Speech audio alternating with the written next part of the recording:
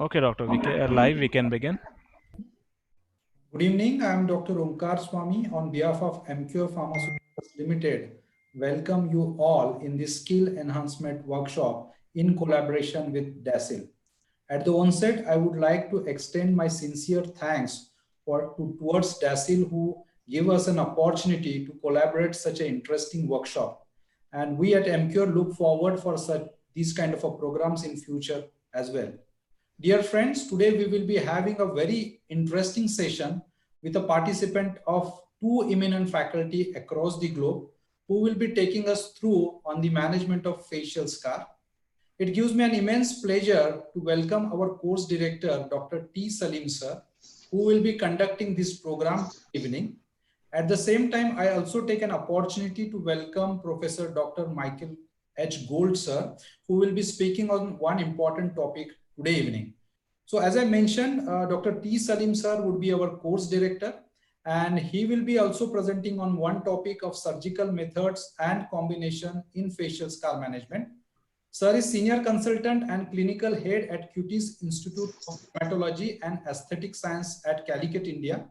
Sir is chair of Assembly of National Societies in Aesthetics and international traveling mentor of American Society of Dermatologic Surgery.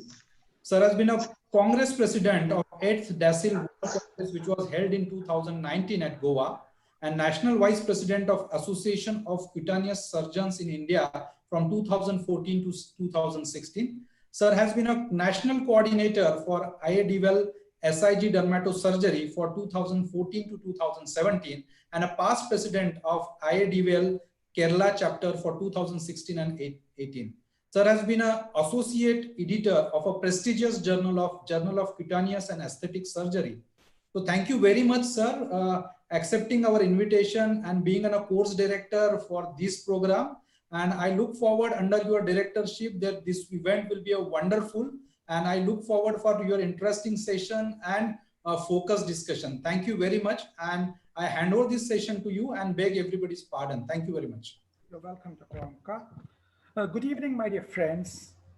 It's my proud privilege to invite you all to this prestigious scientific program brought to you by the Dermatologic Aesthetic Surgery International League, the DASL organization.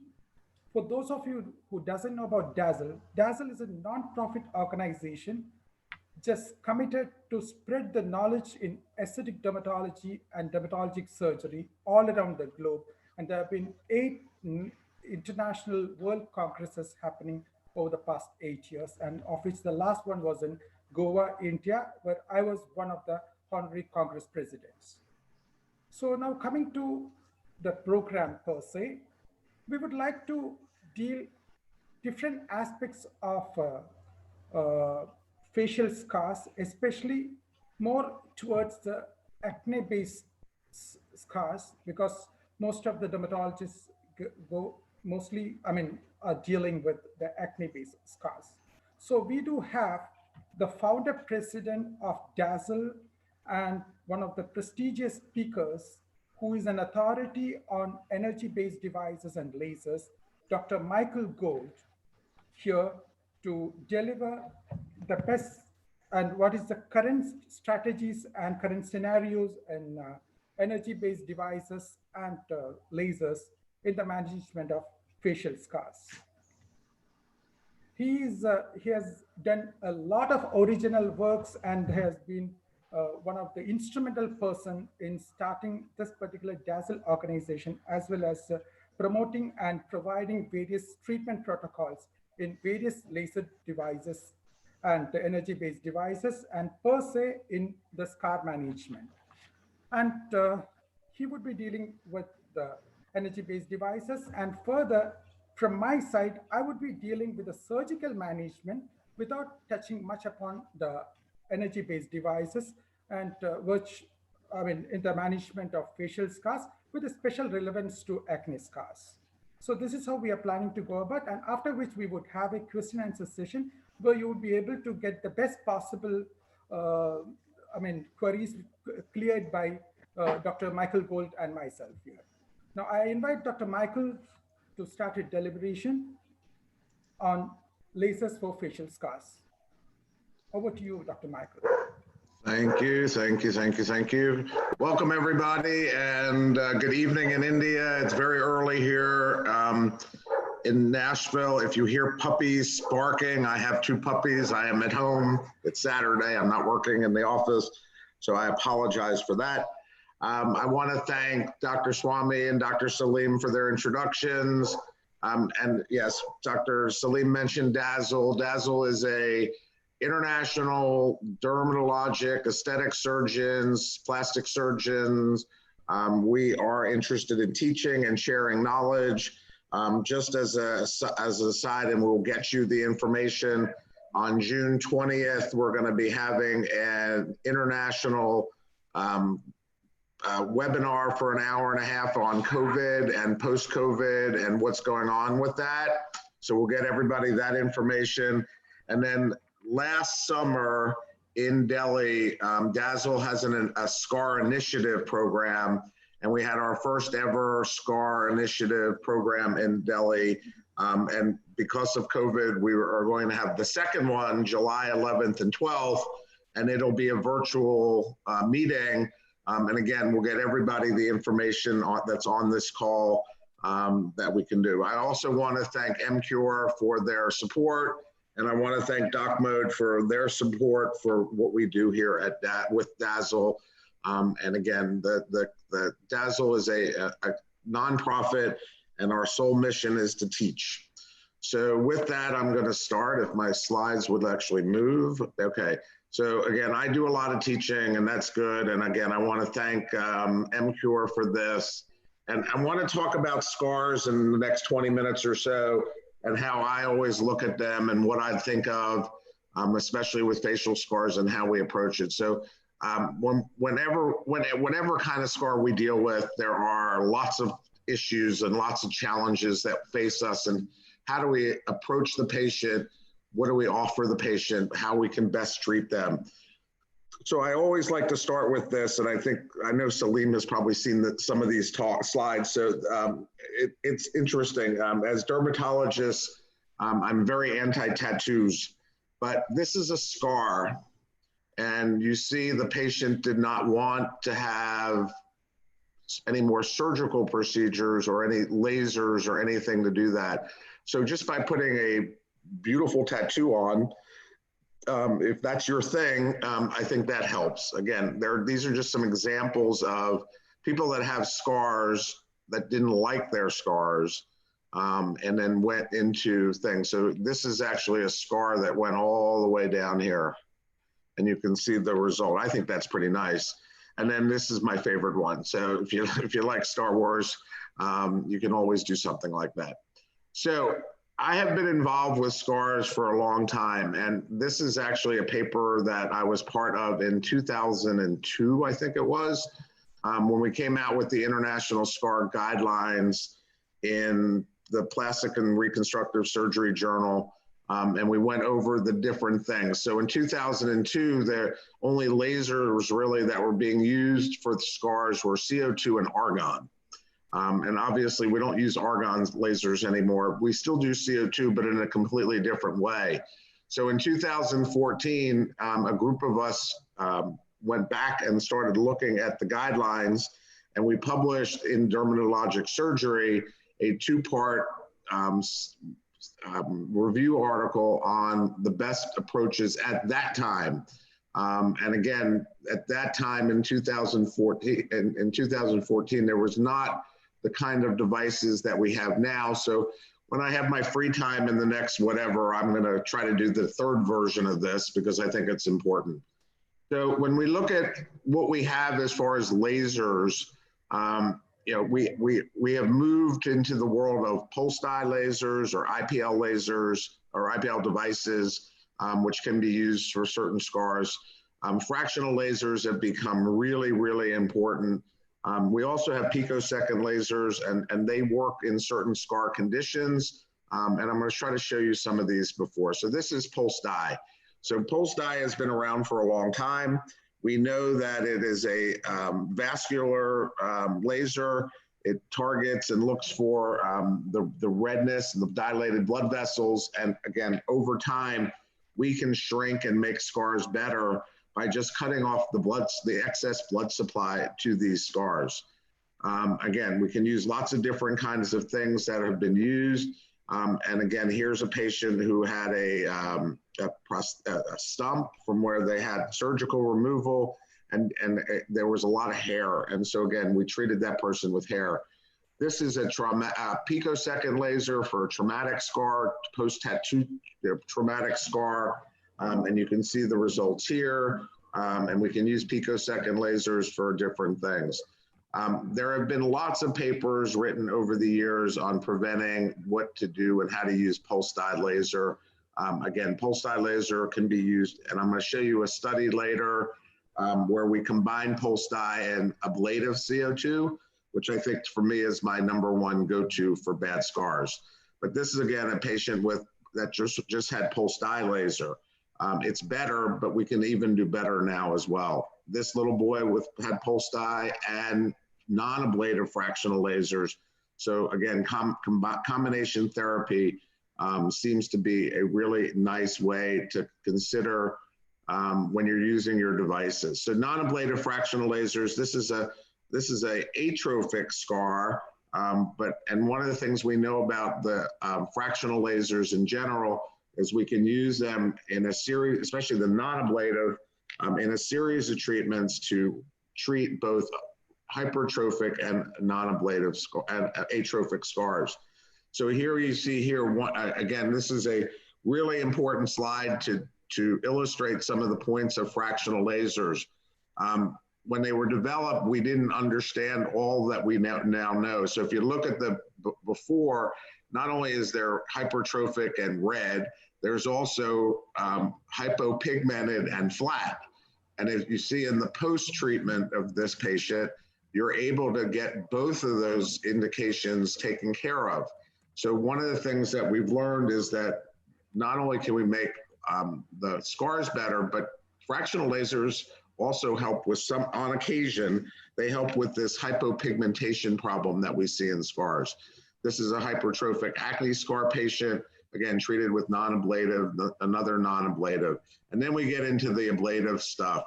And I'm not being paid to do any of this for Luminous, so but this is what I use when I treat bad scars. So that's important. And how did the whole ablative fractional stuff start? Well, it started with this article and a doctor named Jill Weibel working with a doctor named Ken Beer, both in Florida. And basically, they published this in 2009, and they looked at a group of triplets. So the three sisters you see on the bottom right, which are here, were burned in a house fire when they were babies. And they grew up with these hypertrophic scars, burn scars all over their face. So she actually treated them with fractional CO2. And you can see the amazing improvement that she was able to get. So part of what I'm talking about is that these girls have formed a foundation called the 3 for Hope Foundation. And these treatments are really expensive over time. It takes time to get these people back to where they were. So in the US, and I know in Europe, there are foundations that will help people get this covered for them. And a lot of times, just in general, I tell people, I don't charge a lot of money to do this. This is beyond what people can afford. And again, I think as doctors and dermatologists and other plastic surgeons, this is something we just need to do. So here's another interesting case. So this is a young, this is a lady. This is what she looked like when she was a baby. This is the house fire that she was in when she was a baby. And this is how she grew up. It was a natural gas explosion all throughout her teenage years, and then fractional lasers came to be. So this is what she looked like 21 days after her first fractional laser.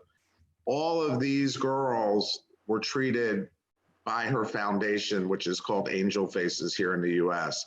And again, she is a very successful entrepreneur and has done a lot to help lots of young people get their scars taken care of.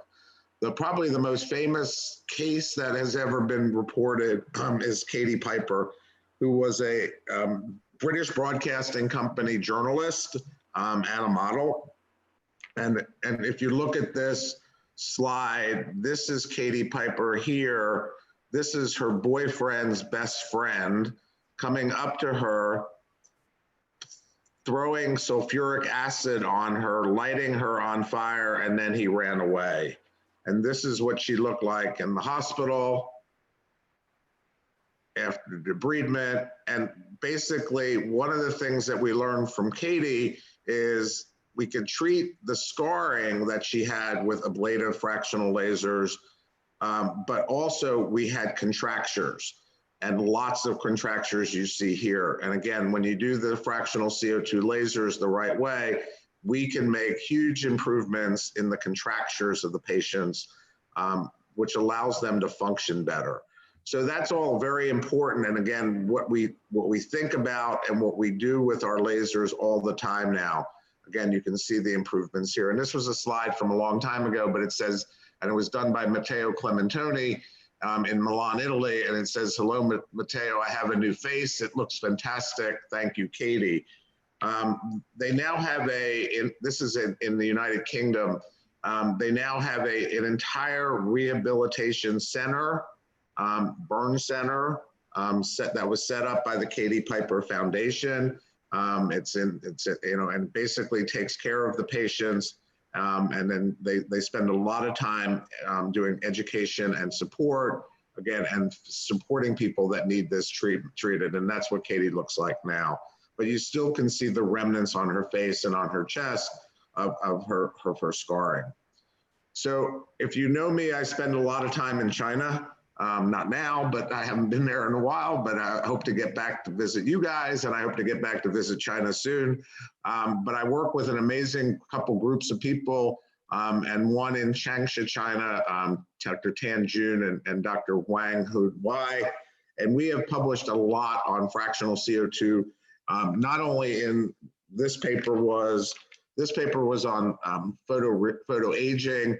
It was the first 5-year study that was ever published, looking at patients long-term.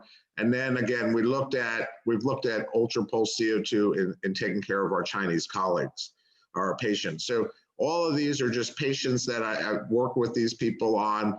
And you can see just with fractional CO2, the kind of treatments that we can get, the amazing kind of results we can get, and how well, again, this is that hypopigmented scar, it goes away. And again, this hypertrophic scar. So we can take people and we can transform them back to where they need to be.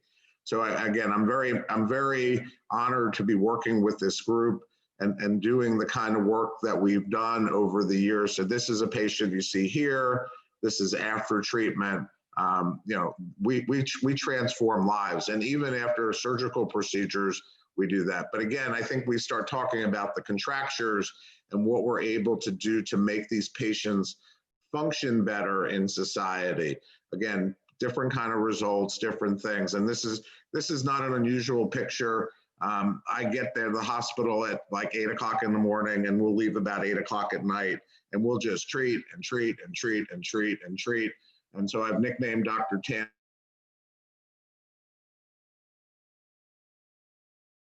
So we did do another paper we published a couple years ago where we combined fractional CO2 with pulse dye laser versus just pulse dye laser alone. And this is pulse dye laser, and it's good, but it's not good enough. This is pulse dye laser. It's good, but not good enough. But when you start combining the two, that's when you get better results. And that was the end of our paper. That again, if you did both together, you were able to do better work. So in 2008, there was a really bad earthquake in China, and all of these doctors gave their time free. And again, they treated patients and basically they treated children. And they did this for a while. And one of the things that you notice is the kids smiling. I like to say that, but these are the patients that were involved in this earthquake and had horrific scars. So again, this is just from last year. Dr. Tan sent me some more of our cases. You see before and after of what his work has continued. And again, the amazing kind of results that you're able to achieve. Again, treating young people is not hard if you have the right anesthesia. This is another hypertrophic scar here. You can see, and this is all with lasers, okay? We showed you this one before, but a remarkable result. Again, here's a surgical type of scar with contractures. You see the results here. This is great. And if we can do this to our patients, then I think we've made, huge impacts.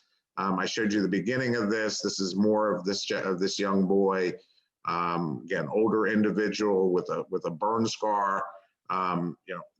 These are remarkable things that we're able to do with our lasers. And again, that's the premise of this whole thing, is we can treat and we can make people whole again, which is really important. So again, look at the concept, look at the things here. And we've come up with, and this is the next paper that we're putting together. We have the erythema stage, which we use PDL and IPL. We have a hypertrophic stage where, again, we use PDL and ablative. You can use intralesionals. Again, a mature stage, all leading to improvement. We just published this paper about less than a couple weeks ago. And in China, they have a wound dressing ointment, which is a very interesting product that we don't have here in the US. But again, it's called Mebo. And what we found was that, again, it was pretty significant in helping the healing rate faster. So the point of this is to say that not only do you do the treatment, but post-treatment, you must come up with a wound care regimen that makes these patients get less downtime.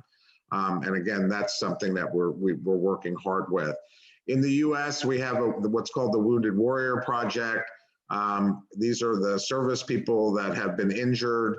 Lots of work. This is a doctor named Nathan Ubelhofer, and he did a lot. Vic Ross did a lot. Lots of people have done work with this. But again, looking at contractures of injured service people and how we're able to help them. And then lastly, this is an iconic photo up here on the right. This was the napalm bombing in 1972 in Vietnam. This down here is the same girl. So this woman is this girl. This is the amount of scarring that she had. And again, through a grant from the US government, this is Jill Weibel. She is actually treating this girl now. And look at the extension in her arms, which she was not able to do before. This paper also just recently came out. This is a very good review paper on how to treat, almost an algorithm. Again, treating early, you being aggressive with your lasers, using the most appropriate lasers. And again, you can look at this when you do that. And again, there's a bunch of patients. I'm going to end the last couple seconds. Again, I want to talk moisturizers because, again, I want to thank MCure, but moisturizers, and I use them every day in my practice, and we use them in our laser with a lot of our lasers. So MCure has a new moisturizer, or that, again, it's made up of colloidal oatmeal. And again, this acts as an occlusive product. It's a humectant, and again, it holds the moisture in. We want, if you ever use this post-laser, you want to be able to keep the wound moist. This is the mix-up of the colloidal oatmeal and what's in it. And we know that colloidal oatmeal reduces IL-8 production, again, so patients won't scratch and itch. They've done clinical studies looking at this, which is important. 29 healthy subjects who were itching, put the lotion on, and again, patients went without itching, and you see the smoothness that you're able to get as well. It also has ceramides, which are hugely important in what I do in my clinic, but what I do in lasers as well. And we can use them. And it also has shea butter. I'm never going to pronounce the name of the active ingredient. But again, that's important too. So I want to thank everybody for letting me talk on what I love to talk on, which is lasers.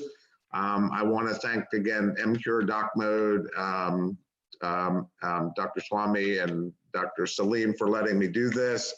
And I'll be around to answer questions. I know Dr. Salim is up next, and I'm going to go make sure my puppies haven't destroyed my house. And then I'll be back here in about 2 or 3 minutes, okay? Yeah, thank you, Michael. That was an awesome lecture, and those pre and post photographs were really self-speaking that how the ultrapulse and the new generation ablative lasers and pulse dye lasers do have a role in the management of different types of scars on face as well as over the body. So, well, now I would go to the talk from my side, and after that we would take the questions. And what I'm going to, what I'm going to talk to you is about the surgical management and the combinations in facial scar management.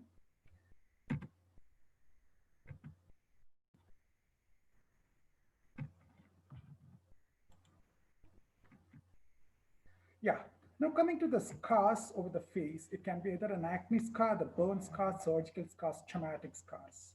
We just heard about the burn scars, traumatic scars, and the surgical scars right now, and it's always those energy-based devices which could penetrate a little deeper and work on are the ones which is currently used. There are also certain surgical modalities which could improve upon. Now, in this particular lecture, I would like to concentrate more on the acne scars and basic surgical options and what are the newer options in the surgical methods in these scars and improving the scars. So as you all know, the nature of post-acne scarring, there are two issues. There's a problem of the contour as well as the color. The problem is the contour. It can be either hypertrophic or atrophic. Color is usually erythematous, hyperpigmented, or hyperpigmented. So the post-acne scars, the color may stand out if they are red, white, or brown. Acne scars cosmetically disfiguring if they are long, which crosses the cosmetic unit boundaries and distort the free margins like the lips or eyelids. This particular diagram we have been seeing from our residency days. This is the different types of acne scars, the ice picks, the rolling, and the box scar. So in a single patient, you can have different type of scars, and you need to target each type of scar with different modalities so as you treat the complete different types of scars in the same patient.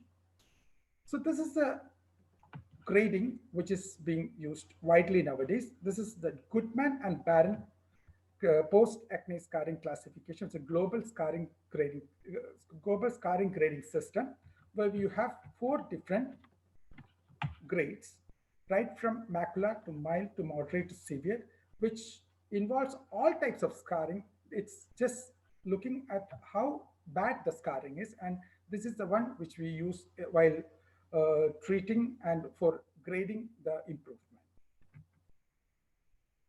So you need to consider some of the pre-treatment issues that includes counseling regarding all aspects of the treatment, the time taken and the number of sessions, the outcome expected, the downtime, discomfort, and the pre and post-treatment course and the care. Let's examine the patient before we take up.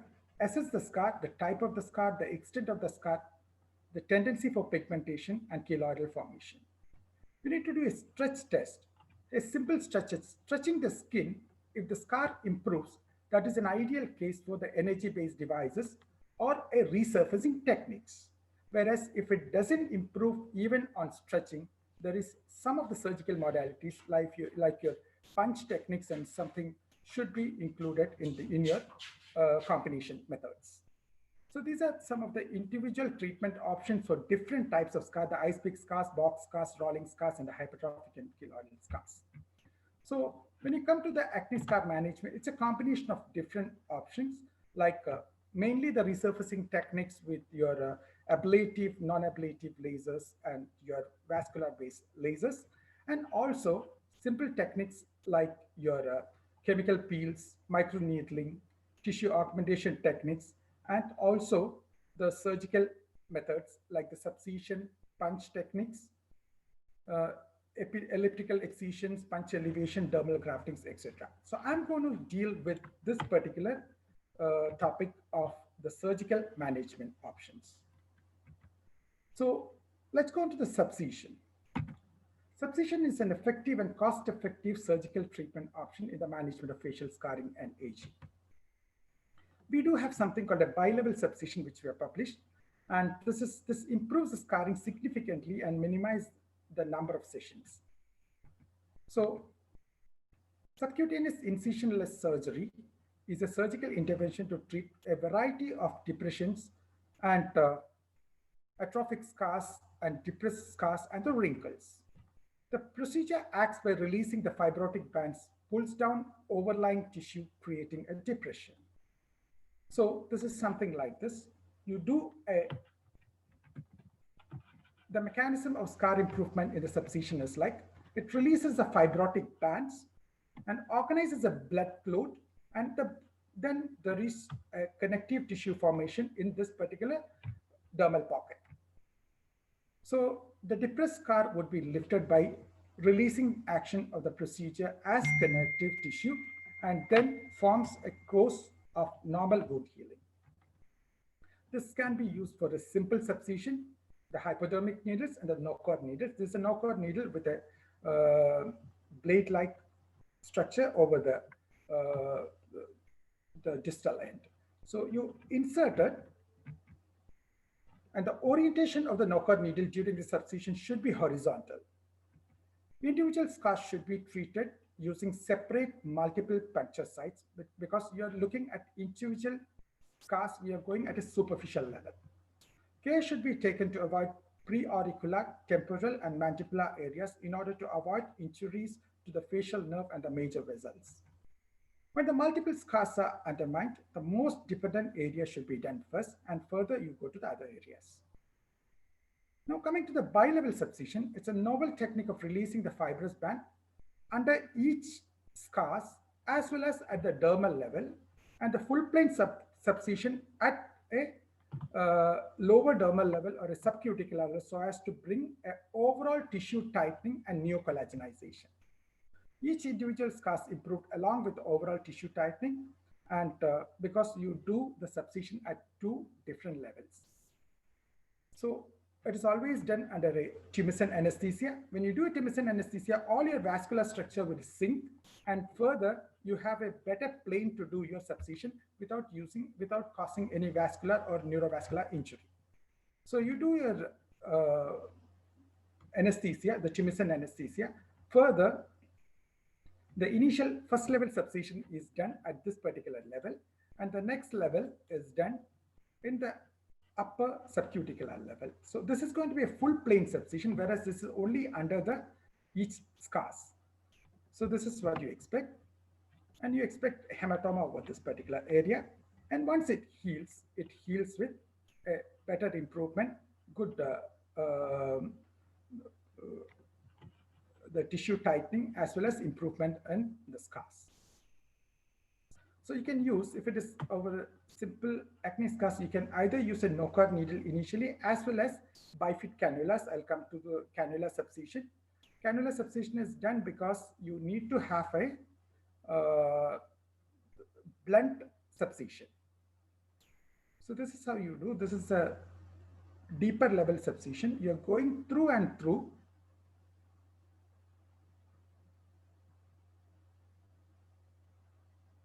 To and fro at the same time, going from one area to the other.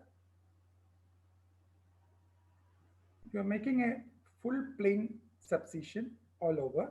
So this is what you're going to do. So once you do this, you're going to deplane the whole area. At the same time, you're also treating the individual scars too. Similarly, you can use a bifid cannula. So this is how it is. We can just treat the whole side of the face with just 3 points. From this particular point, you'd be able to treat this much of area, and this area you would be treat this much of area. So it is like you can treat, and if you're using a bifid cannula, maybe you can use it with just 2 points. You can treat most of the area of one side of the face. So you can also use it for other areas. This is how we have been using. So this is yet another case. This is a case of N-cube desaber. And here what we do is like we have made an incision, and through which we enter in we enter in bifid cannula. Yeah, this is a bifid cannula which I was talking about. You go in and you do the same thing, which is thing. So this is more blunt and it doesn't cause any unwanted injuries over there. Similar way, this is yet another case which we are doing through and through. This is traumatic scar. You're going through and doing at a subcuticular level. Yeah. So this is the basis. And initially you see edema and feeling of tightness during the first 1 week, and scar becomes better over the next few months, and maximum effect is seen at the end of a year. Overall facial tightening and pore reduction is also there. So with a single session, you should be able to do something when you do a bilevel subcision. You can also combine the bilevel subcision with a carbon dioxide laser resurfacing or a microneedling radiofrequency to get a better results. So with a single session, you should be able to give excellent results. So you do a bilevel subcision, and then in the same session, you do a fractional lasing with much higher parameters, with or without a platelet-rich plasma, or you can use it along with a microneedling radiofrequency along with a platelet-rich plasma. So see this particular patient, we have combined a carbon dioxide laser with the bilevel subcision. You could see there's so much of improvement in a single session. This is at the end of 3 months. Again, another patient, you could see there's so much of tissue tightening as well, and there's a very dark patient, and there's not much of a post-inflammatory pigmentation too. Another patient with a simple subcision alone. Another patient where you could see reduction of the pores at the same time there is tissue tightening also. So simple subcision improved rolling scars, whereas bilevel subcision improves almost all the type of scars and induce facial tightening. It's an aggressive full plane subcision, so along with your energy-based devices could give a much better results. And single session would be easy. I mean, in this combination is comparable with better than the cocktail approaches using multiple modalities in multiple sessions. Coming to dermal grafts also are being in use where you have more of depressed scars. So dermis has been used for filling up the defects in a cost-effective way. And the dermal grafts have shown long-term survival in various published data. It's almost permanent. So when you use this, it will be like you're going to give a treatment where that particular tissue survives for a longer time. You have a conventional tech, most of us do it. You have something like a revised enzymatic technique. We have published in the AXI textbook. And there is something called where you use a trypsinized graft, dermal graft, and something called a dermal suspension or a collagenase-based dermal suspension, which could be injected into the subcutaneous tissue. So this is how it is being done. This is a simple dermal graft where you make pockets and infuse the dermal grafts into it, and you get it. So you need very simple equipments for this, where you give a local anesthesia. Usually your posterior auricular area is taken. You can either dermabrate completely, or you can further deepithelize the graft also. You take either punches, or you can make a elliptical excision, depending upon the type of scars. And this is how you do it. And now you subcise that area, make a small nick, and into the pocket you put it in the graft. And this is how you do it. Now coming to the trypsinized dermal graft, where you could do is like the full thickness screen graft is harvested. It's trypsinized in 0.25% of trypsin EDTA solution, further incubated for about 90 minutes. And the epidermis is manually separated, and that this particular dermal tissue, which could be drawn into a syringe, but you cannot put it in a needle. It doesn't go through your fat ejecting cannula also. You make a pocket and you can inject this particular thing into that. This is how it is being done. You could see, yeah. So, yeah. here what you see is like a dermal tissue you made by a trypsinization is very soft, flexible, and easily moldable. So it can be filled up into in a conventional technique, and it can be transferred into 1 cc syringe and pushed into the defect, and the area can be molded by external manipulation and further suture. So this is one such case which we have done. You could see these grafts we have just done a trypsinized graft which you have put in, and we just molded, and it's almost you cannot find it at all. Similarly, you can use it. It's a little over-treated case. You could see this is the place where we have made the nick and we have inserted the dermal tissue into it, the trypsinide dermal tissue. Here in this particular case, we have injected almost 1 ml of dermal graft into this particular area. You could see there's so much of this. The same patient at the end of 6 months. So this is the difference between your conventional dermal graft and the trypsinized graft. You could see the difference. This is quite firm, whereas this is very easy to moldable, and you could just push it into a defect. Now, another technique which is coming up in a big way is an enzymatic technique where you use a collagenase. So this is called the non-cultured dermal cell suspension technique for facial volume loss.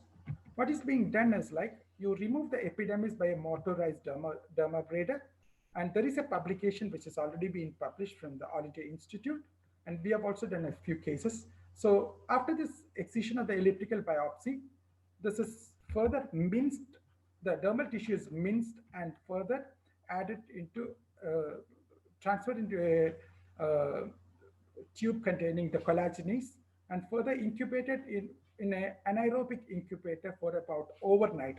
As per this particular publication, they have used around 4 hours of incubation. We use it in an overnight incubation, and so after which we centrifuge it and we filter it and get it. And this is as per the publication. You could see this is how it is. It is after collagenization. Further, it is filtered, and you get a collagen suspension, something like this. You could take it into this syringe and just inject it with your fat injecting cannulas. So this is how we inject. You could see this is a case where they had a large depression over there. We just used about 0.5, 1 ml of dermal suspension. This is the before, and this is the same patient at the end of 6 months. You could see there's a lot more improvement than what we have injected. So there are those stem cells, the fibroblastic stem cells also, so that you are going to get a better result than what you use it. Maybe you might require multiple sessions too. Another case, before and after. Another case, there's a little bit of volume loss as well as there is acne scarring too. There is a lot of improvement in the scars as well as improvement in the volume. So this is again a linear morphia. You could see this is at the end of a single session. So this yields long-lasting results, and there are more tissue handling. So procedures should be carried out at aseptic precautions in a laminar flow bench attached to your theater or in a cell culture lab. The new method has potential to replace the dermal fillers and maybe long-lasting effects and less risk of allergic reactions. So the dermal tissue have proven long-term survival, and it may be superior to your fat transplants. Coming to the other surgical techniques, you have the punch techniques. You have the punch excision, punch elevation, punch replacement, and grafting. Other elliptical excision, Z-plasty, M-plasty, W-plasty, etc. For larger, linear, and extensive facial scars.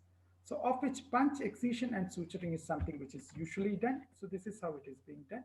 You can either punch it and you can just elevate it and leave it like that, or you can use it. So these are different types of punches. You also get the elliptical punches also. These are very simple technique. So what you need is like, you need to do it under local anesthesia.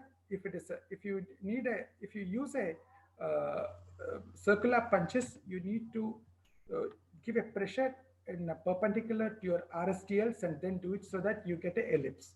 Or if you can also use your elliptical punches too.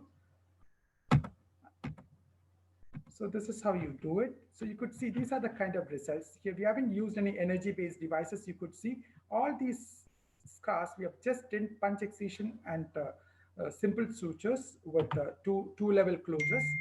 And this is how the kind of results. Here also you see these are the lesions which we have treated. All these lesions we have treated without any energy-based devices. So the linear scars, you always need to close it in two layers. So the dermal suturing is very important because all those pressures should go in your dermal sutures, and your skin closure epidermal suture is just to close your defect. I mean, just to, so this is how you give your deep buried dermal suture. So all the pressure should be here, and this is just your pose. So yeah, it will be always the lesion should be the incision should be parallel to the RS scale. This is just to show how it should be, and yeah. So you need to follow the RSTLs, and whenever you do an excision, you have to follow the RSTLs and do it. Just to show that, I'll show one case. There's a case of xanthal asthma. Even when you close your scars, you need to do the same way. This is how we have done. You see, there is not even any scarring here, because this is because you have done it as per the RSTLs, as well as you have closed in two different layers, so that there is not much of pressure on your the epidermal sutures. So before I end, there's something on isotretinoin and procedures. This is from our own journal, and right now there was a protocol that you should wait for any procedures, whether it's your laser-based devices or your surgical treatment, for about 6 months after your isotretinoin therapy. Now the new guidelines have shown that you don't have to do that. You're safer in patient even when you give isotretinoin, and a low dose isotretinoin can in fact improve your scars. So to conclude, I would say that there's no general guidelines available to optimize acne scar treatment. Combination therapy must be customized to meet patients' individual needs. For deeper scars, combined approaches with subcision, dermabrasion, punch techniques, along with your lasers and microneedling radiofrequency. Bilevel subcision is an effective surgical option in acne scar management, and invasive procedures can be carried out in patients even on isotretinoin therapy. Thank you. Thank you very much. Now we will go to the question answer session. Dr. Gold. Great talk. Yeah, thank you. So, yeah, I'll make a comment while you're doing that, getting everything set. Yeah. The isotretinoin thing is very interesting. I was actually, when those original papers were written, they were written when I was a resident at where I trained. And so for 30 years, we all believed you couldn't do anything. I think we've all proven you can really do anything on isotretinoin and not get really bad scarring as a result. I think that in my practice, I do wait a little bit for ablative lasers. I wait a few months just because, but other than that, I mean, we just published a paper of an acne device that we have here, which is a short pulse 1064 laser, and we actually treated people on isotretinoin. That was the premise. Could we get them better? And the results were fantastic. So I think just be careful, but yeah, if you are, you can definitely use isotretinoin. Dr. Gold, there is a question from one of our doctors, Dr. Devish. He wants to know that which would be the best laser which can be used for ice pick scars. So, ice pick scars are hard. There are many people that have preached you can't really treat ice pick scars. I think that with just about any modality, we can improve ice pick scars. So if you're going to use a device, I actually like microneedling with pins and microneedling with needles with RF. You're not going to make everyone disappear, and you're not going to make everything better the first time you do it.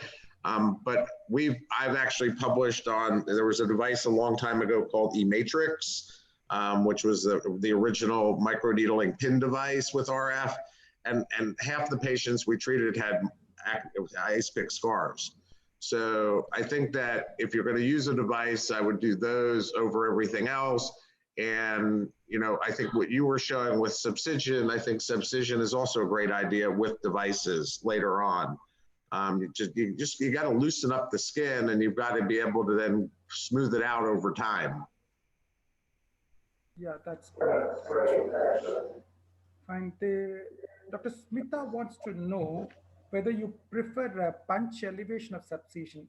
Yeah, Smita, actually, those two things are for two different indications as such.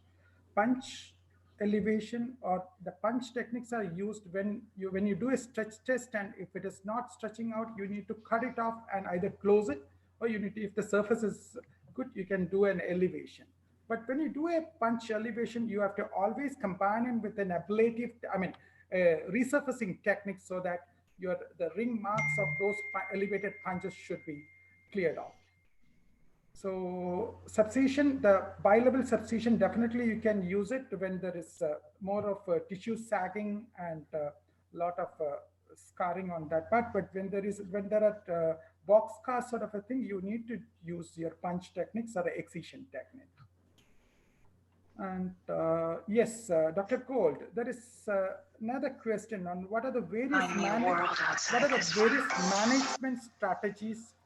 for management of keloidal scars. I would like to know something from your the office-based radiotherapy equipment which you were talking about, because that's something interesting. So say the question one more time. Now, basically, they want to know what are the various management strategies for the management of keloidal scars. So the management starts with, I look at it as almost like a staircase approach. You know, you can start with your CO2 lasers, or you can start with, you know, the simple things. And if simple works, we do simple. So if somebody comes into my office and they have a keloid, or they have a hypertrophic scar, again, depending on where the keloid is and all that kind of stuff, I like using intralesional steroids. And I also believe in making sure the patient has something to do at home. And so I always will use a silicone gel or a silicone gel sheet to take home. So when I was, again, going back to my training 30 plus years ago, my chairman had an amazing saying, and I've lived by that forever. He said, busy hands are happy hands. And so he said, everything we do in the office is complemented by what we give the patients to do at home. And if you don't give the patients something to do at home, they're not going to take their care seriously. And so by letting them take silicone home with them and putting it on once or twice a day, they're involved in their care. So I do intralesionals in the office. I do them much more regularly than some people do. I don't use, you can use Kenalog, and you can use various strengths of Kenalog. A lot of people use 20 milligrams. The plastic surgeons like to use 40 milligrams, and I actually like to use 10. I use sort of a lower concentration because I do it more often. But you can do any concentration that you want. So I'll do the combination of intralesional silicone first. If you like 5FU, we all published a few years ago a triple combination with 5FU Kenalog, and that works really well. But then I will bring in my lasers. I will bring in usually my pulse dye laser first. If I can treat them successfully with pulse dye, then I'm happy. But if it needs pulse dye and ablative fractional, then I go that route next. But I usually don't start with that unless I have to. Yeah. So what about your SRT basically there have been a question on very stubborn keloids, which is not really amenable to your regular modalities of treatment. Right.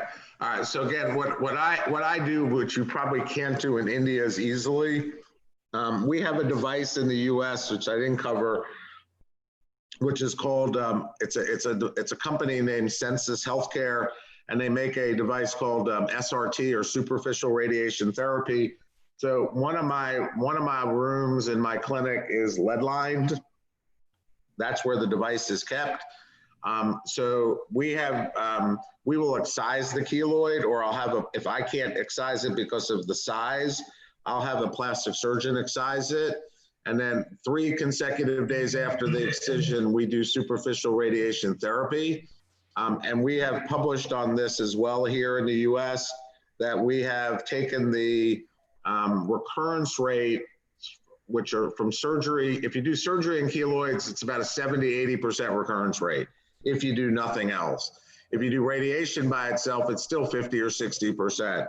We have shown that if we do surgery plus superficial radiation therapy in a group of over 100 patients, we have taken the recurrence rate at 1 year to less than 10%. And most of those people don't even realize they have a recurrence. They'll have one little piece of one little area in the scar, which is showing a little bit of keloidal recurrence. And most of them are not bothered by it. So I do a lot of superficial radiation therapy. It's FDA cleared here in the United States, which means I can get coverage for that. And if they don't, cover it, they pay out of pocket. So actually, that is one of the new devices which is in the market right now. It's a superficial radiation therapy. But when it comes to India, what I would suggest from our side is like, we use more of an intralesional cryotherapies, association with the intralesional pharmacotherapy, which Dr. Gold has already right. said. So, intralesional cryotherapy was very popular here 30 years ago. In order to do it, like I'll take a cryogen spray and I'll freeze a wart. You can't do it that way. Intralesional cryotherapy is with probes and everything else that you're doing correct. And if you do it correctly, and it is an amazing therapy for keloids. The biggest issue you deal with is the risk of hypopigmentation if you over freeze. But if the patient, and again, your skin types are a little darker than mine, so that becomes a higher risk. But again, if it's done correctly, and it's a great procedure. and Dr. Gold, there's a question from one of our colleagues. They just wanted to know, how do you manage the pruritus in the scars, especially those post-burn hypertrophic scars are highly pruritic? Do you have any particular suggestion for that? For what kind of scars? The pruritus in hypertrophic scars, the burns hypertrophic scars. So, I mean, burn hypertrophic scars are they're the hardest, all right? I mean, I'm fortunate in the US, I don't see a lot of, total body burns, but it's not unusual when I'm in China that I'm in a burn ward with, which in my country in a burn ward, you might see 4 or 5 patients, and they have 35 or 40 patients in a burn ward. And we basically, the key here is to treat as soon as the patient is stable hemodynamically, we start treating. And, again, I don't spend time here in the hospital, so I don't really see that unless it's way post-burn scar when they are stable. And again, we're pretty aggressive with how we approach these people. Right. Yeah. So there is another question from one of our colleagues. He wants to know whether you can inject dermal suspension using a tuberculin syringe. No. Usually what we use is we use larger syringes. We use fat injecting cannulas around 18 gauge as well as 20 gauge. We use it, and that is how we inject the dermal suspensions when we use it, when we do a collagenase derived dermal suspensions. And yeah, Dr. Gold, they want to know what would be the best preferred treatment for a macular erythematous scar. A macular erythematous scar, how do you manage? So again, a flat red scar should be pretty amenable to either an IPL or a pulsed dye laser. I mean, that's the premise of what those device is the chromophore is blood is hemoglobin, and that's where we should think about using those devices. Yeah. Yeah.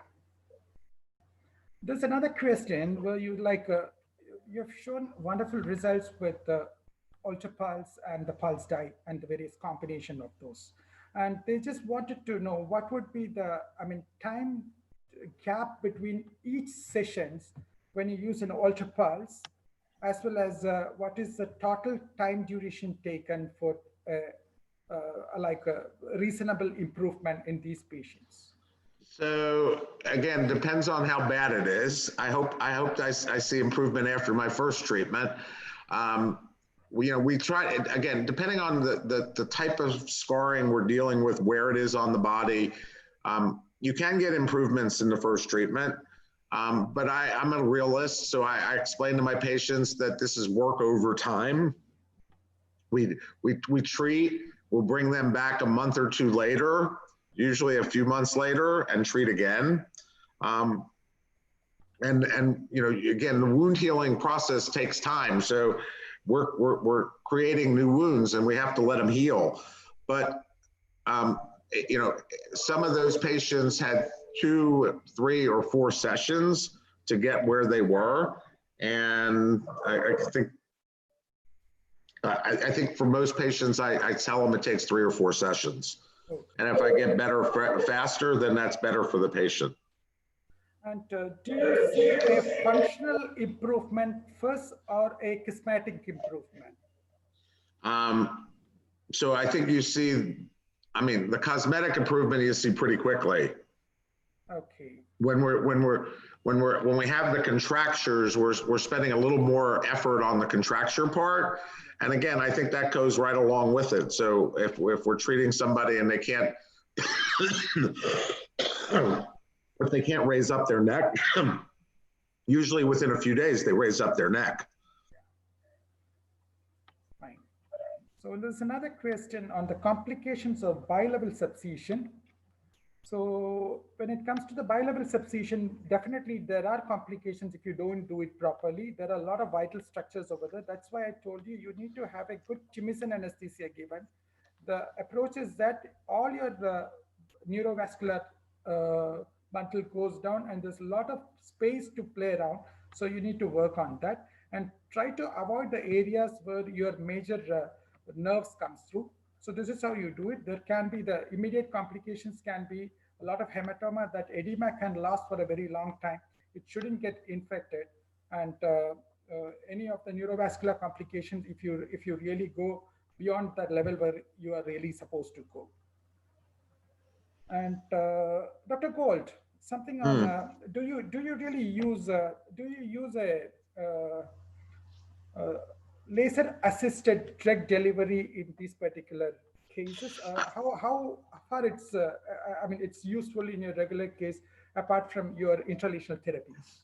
So I've gone back and forth with this. I think that laser assisted drug delivery with things like triamcinolone in bad hypertrophic scars are really good. I don't do it as much now as I used to do. I'm happy with my results. So,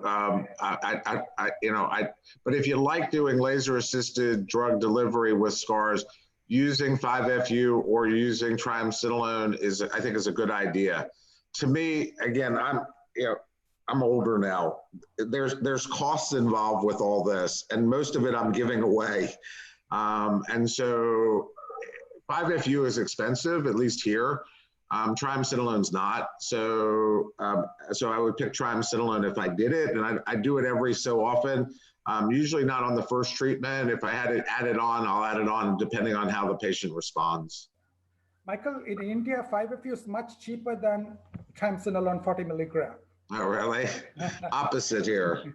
Okay, fine. I think, there's another question on TCA cross. For scar management, when you use TCA, basically your TCA cross can be used in your ice pick scars. That's the only place where you use your TCA cross. I think that completes most of the questions which has come in this particular area. So Could you have some concluding remarks from Dr. Michael? Sure. So again, I want to thank MSure, and I want to thank Doc Mode, and I want to thank the group on this, Dr. Keaton, and all the people that were part of this, Dr. Swami, Dr. Salim, always great seeing you. I just hope everybody, my closing remarks is, I hope everybody stays safe and healthy. We're in a weird time. I mean, I'm leaving you in a few minutes, and I'm going to do the same thing for the Brazilian Society of Dermatology. Last week I did something in Russia. I was supposed to be in Russia, you know, and this is a great way to communicate, and it's a great way to share knowledge. And I'm glad we're able to do it. You know, we are living in a completely different world right now. I'm sure you're all trying to reopen. I watch my you know, the comments I see on all the social medias from all my Indian colleagues, and I know you're trying to open, but I also know your caseloads are going up. Where I live in Nashville, our caseloads are going up and up and up. Even though we're opening more and more and more, and it's a real problem. And if you follow anything about the United States right now, not only do we have the COVID, but we have rioting and protesting all over. The riots are over, hopefully. We have protesting all over the country. We had a big protest here a couple days ago, 10,000 people. It was organized by two 15-year-old girls for all the stuff that's going on in inequality, which is a wonderful thing. But the problem there is that at least most everybody is wearing a mask, but nobody is social distancing, and they are chanting and singing and spreading the virus through their masks. So we know our caseloads are going to go way up and so forth, but it's just a very different time. And we all, as the healthcare providers and the dermatologists, we just have to do a really good job of taking care of our patients. Practice all the things you know about keeping patients and staff safe. And if we do that, we'll be fine. I mean, I've been open for a month now. Again, my numbers are about a half of what I normally see. I'm very happy with that number right now. I'm not pushing it. I want to make sure we do everything right. I want to make sure the patients feel comfortable. And that's the main thing we're trying to do. So everybody stay safe and healthy. Thank you very much, Michael. That is a wonderful session. In fact, we discussed a lot, and lots of questions were also answered in this one. I would like to thank the doc mode people, as well as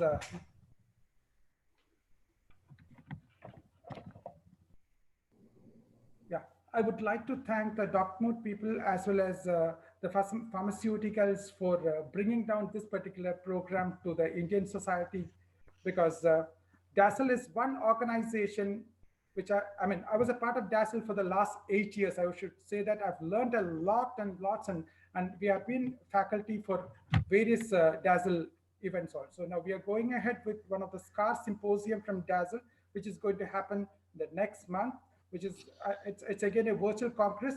You will all receive the notice with regard to that. So thank you very much. Thank you for organizing this particular wonderful event. Yeah, sir, I like to propose a vote of thanks.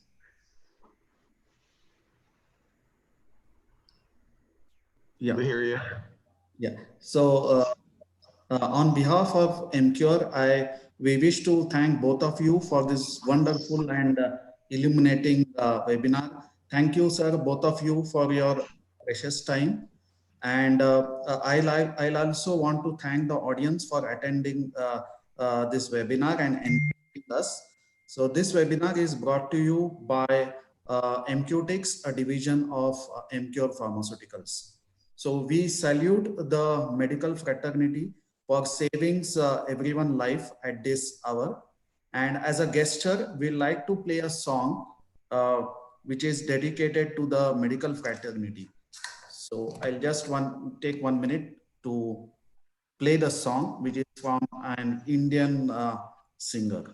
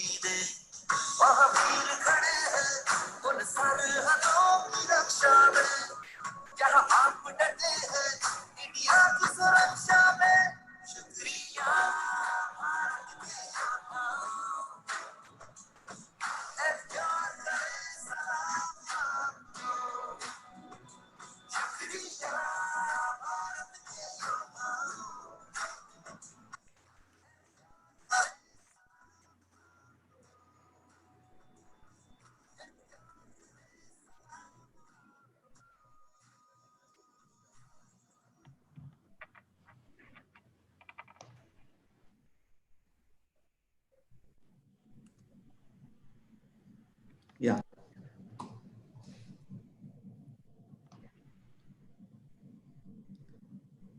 Yes, sir. So that was a song, and now we can conclude.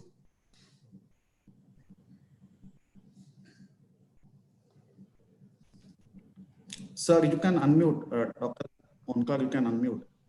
Thank Yeah, you, let, sir. we'll Thank you. go off live, right? First. Thank you. We'll go